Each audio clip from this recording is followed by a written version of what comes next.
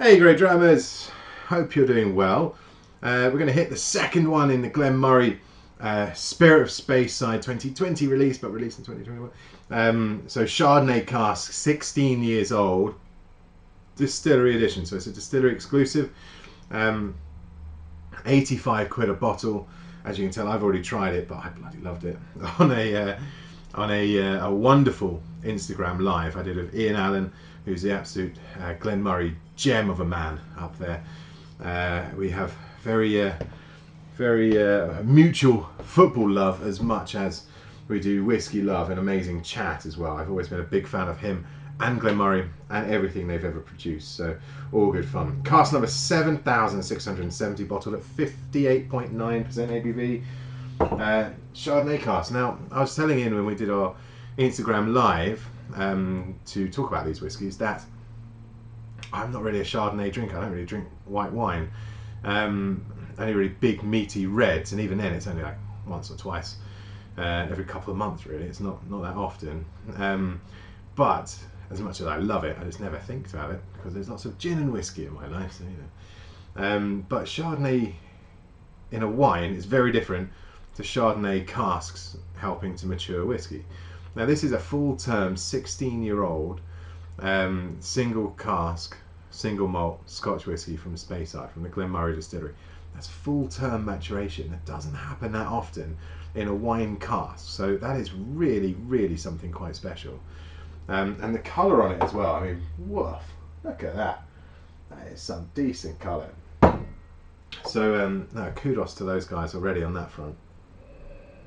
And on the nose, you're naturally getting those winey notes, sure.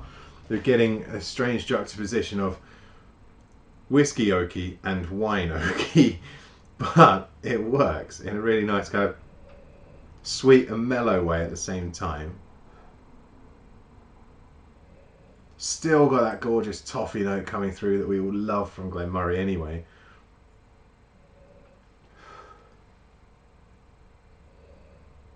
Really nice nose, actually quite inviting, quite open in its flavour profile. It's got a lot going on, but it's still quite mellow and almost like a cuddle of a whiskey.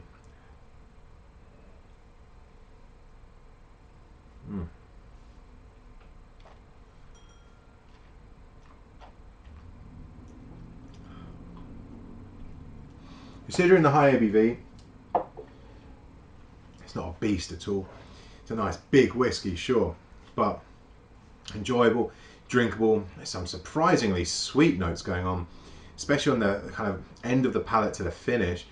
Lovely kind of juicy caramel sweetness forming, almost like that kind of the lid of a creme brulee coming through. Gorgeous vanilla note.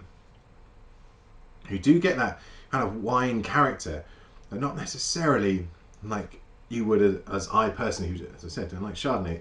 Doesn't feel like I'm drinking a glass of full 50-odd% Chardonnay. It's drinking an amazing whiskey that happens to be influenced by the oak of a Chardonnay, and it's incredibly well balanced. If Ian's watching this, I think it's the only Chardonnay-based product I've ever enjoyed, apart from the Glen Moray Chardonnay cask, 10-year-old I think it is, which was the very first Glen Moray I ever tried randomly. But there you go, beautiful whiskey, and 85 quid a bottle. Why the hell not? Until next time.